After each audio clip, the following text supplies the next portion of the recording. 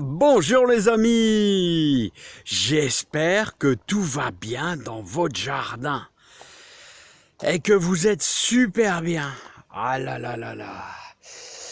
Bon bah écoutez, on a bien nettoyé le jardin. Nigel de Damas, voilà. Hein, les roses trémières, vous avez vu, on a fait quelques petits repiquages.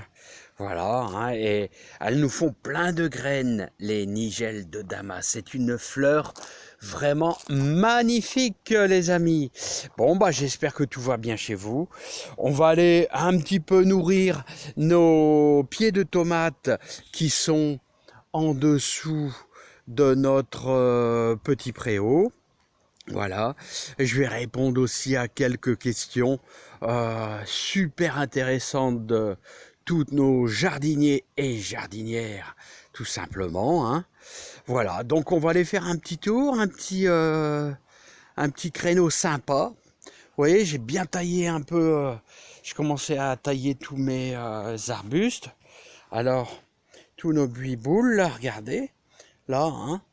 Plus bien sûr notre gros taillage ici, hein, de tous nos jasmins, etc., etc. Bref, c'est du boulot, hein. Beaucoup de boulot les amis. Hein.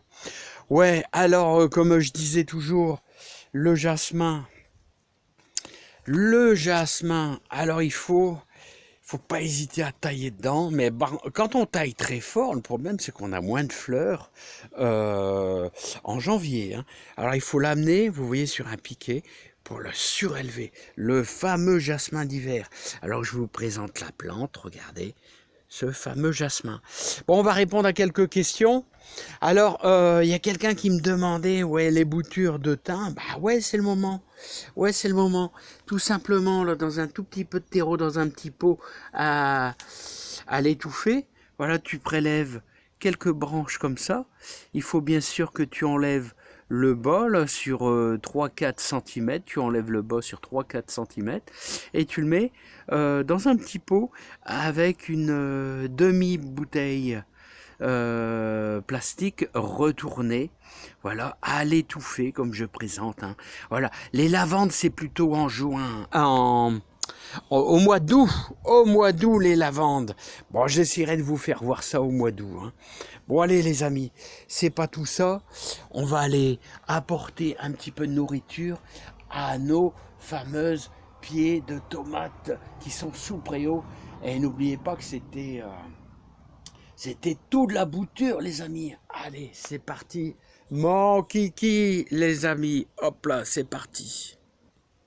Alors, comme vous voyez, j'ai nettoyé un petit peu tous mes parterres. Ça fait 2 jours que je suis dessus. Hein. Regardez ce rosier, là, comment il est magnifique, là. Hein.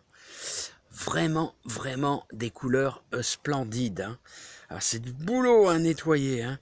L'idéal, bien sûr, c'est de mettre un bon paillage par la suite.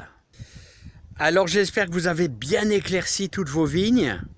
Ainsi, cela permet, quand on éclaircit comme ça permet d'avoir moins d'attaques de moisissures, autrement dit d'attaques de champignons, et avoir un impact direct du soleil sur vos grappes de raisin. Ça n'est que du positif. Hein. Ici, c'est du ISA. C'est du ISA, et là, nous avons bien sûr un chasselas de Fontainebleau qui est aussi pas mal. Et ici, bien sûr, un muscat de Hambourg. Voilà. Je suis content parce que je l'ai taillé très fort, j'ai supprimé beaucoup de branches et j'ai laissé peu de grappes. C'est ce que j'oublie toujours de préciser, laisser peu de grappes. Autrement, la vigne n'arrive pas à fournir. Alors les amis, on va d'abord commencer par supprimer, bien sûr, toutes les feuilles qui sont presque au sol. Vous voyez? Vous pouvez même les laisser au sol, les feuilles, c'est pas gênant. Hein. C'est pas gênant du tout. Il faut pas qu'il y ait de contact de vos feuilles au sol. Donc on supprime bien toutes ces feuilles. Voilà, on n'a pas peur. Voilà, ça apportera justement. C'est pour éviter éventuellement toutes les maladies.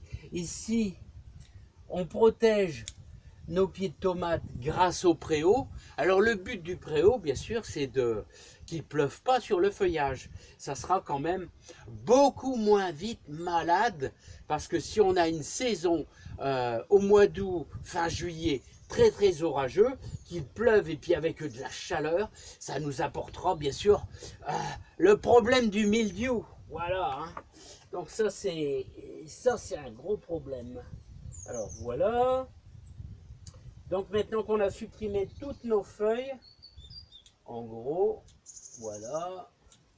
Alors maintenant, on va y déverser notre fameux jus de compost. Alors, bien noirâtre, notre fameux jus de compost. Attention. Voilà.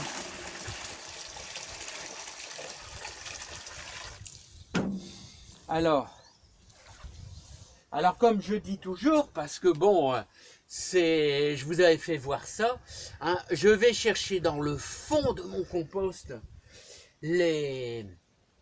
c'est devenu quasiment du terreau. Voilà, mon mélange d'un petit peu de fumier avec tous nos végétaux pourris tout simplement, hein. Les poireaux, les épluchures de poireaux, de carottes, voilà, le marc de café, les coquilles d'œufs, tout ça. Et ça, on apporte un liquide très nutritif qu'adorent les tomates. Voilà. Et là, on va pouvoir y déverser. Voilà. Voilà. Vous voyez? Voilà. Voilà. Alors là, on donne un bon petit coup de fouet.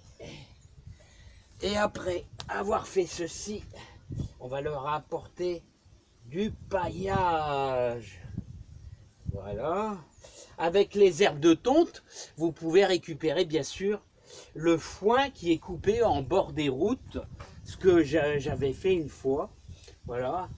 Souvent, la faucheuse passe et coupe l'herbe au bord des routes. Et bien, vous pouvez utiliser cette herbe justement pour bien pailler. Alors, le but du paillage est bien sûr de conserver l'humidité. Et puis bien sûr, on conserve l'humidité, mais en plus, on nourrit la terre lentement, parce que ça se décompose, les amis, hein. Voilà. Bon, bah, je vous aurais présenté un petit peu au mieux. Et là, vous avez alors des tomates qui devraient normalement être tout à fait en forme. Regardez ce bon jus de compost. Là, regardez, et le reste, on va bien le conserver pour éventuellement... Voilà, bon là, j'ai arrosé pas mal. Vous savez, là, on est tranquille. On est tranquille pour une bonne semaine. Il n'y a pas besoin d'arroser, les amis, hein. Alors, aujourd'hui, les amis, regardez, qu'est-ce qu'on va manger? On va manger des super concombres, là, des super concombres, voilà. Et bien sûr, on va aller récolter quelques tomates, là, hein. Alors, sachez que le jus de compost, j'en mets aussi ici, voilà, qui apporte une bonne nourriture, une nourriture bien saine pour nos tomates. Regardez les belles tomates là, hein. Magnifique. Ça doit être des roses claires celles-ci, hein. Voilà, regardez, hein. Voilà, bah il y aura de quoi faire, hein. On va se régaler, les amis. Attention, les œillets d'Inde. Voilà. Alors sachez que j'ai pas de pucerons. Comme je vous dis toujours, j'ai quelques nids de fourmis, mais qui occasionnent aucun problème, hein, aucun souci, hein. Les fourmis se nourrissent un peu je pense, du fumier, des choses comme ça, hein. Il n'y a pas de prolifération de pucerons. Les attaques de pucerons, en général, c'est toujours au printemps, là, au mois de mars-avril, là, c'est dingue, hein. D'ailleurs, il y a mon rosier qui contribue justement à s'accaparer le peu de pucerons qui reste ici. Mais sachez qu'avec un petit peu de savon, tout ça, vous arrivez à stopper la prolifération. Alors regardez le perdin, comment il est beau le perdin. Hein. Ah ouais, il va avoir du raisin les amis. Hein. Allez les amis, moi je vous dis à bientôt. Portez-vous bien, plein de bonnes choses. J'espère qu'il y aura beaucoup de réussite.